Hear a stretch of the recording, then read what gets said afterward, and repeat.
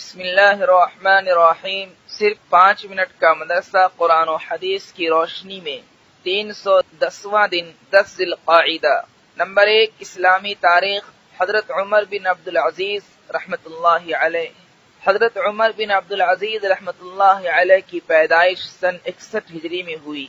آپ رحمۃ اللہ علیہ کی ماں ام عاصم حضرت فاروق اعظم رضی اللہ عنہ کی پوتی تھی۔ اس رشتہ کی تاریخ یہ ہے، ایک مرتبہ حضرت عمر رضی اللہ عنہ نے اپنے زمانے خلافت میں اعلان کرایا کہ کوئی دودھ میں پانی نہ ملائے۔ اسی زمانے میں ایک رات گشت پر تھے کہ گھر سے آواز آئی، بیٹی صبح ہو رہی ہے، دودھ میں پانی ملا دے۔ بیٹی نے جواب دیا کہ اماں، آپ کو معلوم نہیں کہ امیر المؤمنین نے اس سے منع فرمایا ہے۔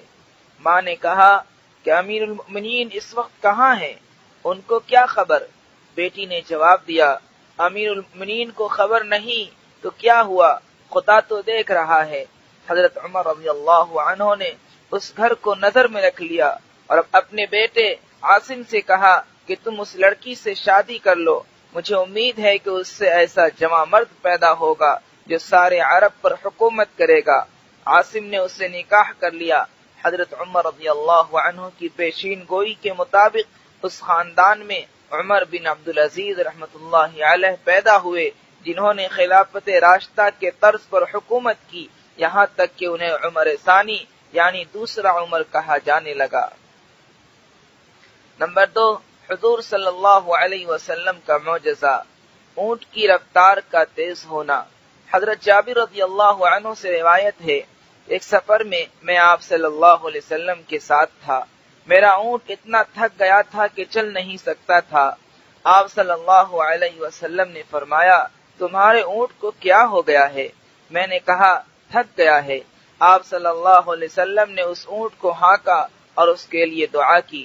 آپ صلی اللہ علیہ وسلم کی دعا کی برکت سے اس اونٹ کا یہ حال ہو گیا کہ سب اونٹوں سے آگے چلتا تھا۔ نمبر 3، ایک فرض کے بارے میں، قضا نمازوں کی ادائیگی۔ رسول اللہ صلی اللہ علیہ وسلم نے فرمایا، جو کوئی نماز پڑھنا بھول گیا یا نماز کے وقت سوتا رہ گیا تو اس کا کفارہ یہ ہے کہ جب یاد آئے اسی وقت پڑھ لے۔ فائدہ، اگر کسی شخص کی نماز کسی عذر کی وجہ سے چھوٹ جائے یا سونے کی حالت میں نماز کا وقت گزر جائے تو بعد میں اس کو پڑھنا فرض ہے۔ نمبر 4، ایک سنت کے بارے میں، زمزم پینے کی دعا۔ حضرت ابن عباس رضی اللہ عنہ جب زمزم پیتے تو یہ دعا فرماتے، اللہم انی اسألک علما نافعا ورزقا واسعا وشفاء من کل داء۔ ترجمہ، اے اللہ، میں تجھ سے نفع بخش علم، کشادہ روزی اور ہر بیماری سے شفا کا سوال کرتا ہوں۔ نمبر 5، ایک اہم عمل کی فضیلت، علم سیکھنے کی حالت میں موت آنا۔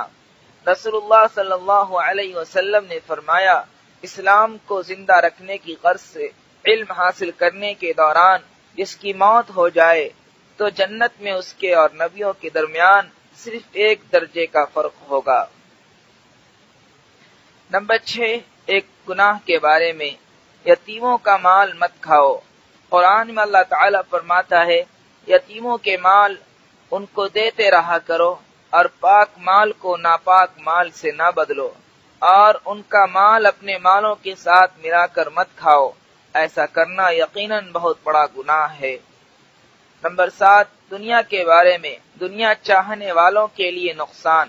قرآن میں اللہ تعالیٰ فرماتا ہے، جو شخص آخرت کی کھیتی کا طالب ہو ہم اس کی کھیتی میں ترقی دیں گے، اور جو دنیا کی کھیتی کا طالب ہو کہ ساری کوشش اسی پر خرچ کر دے تو ہم اس کو دنیا میں سے کچھ دے دیں گے، اور ایسے شخص کا آخرت میں کوئی حصہ نہیں۔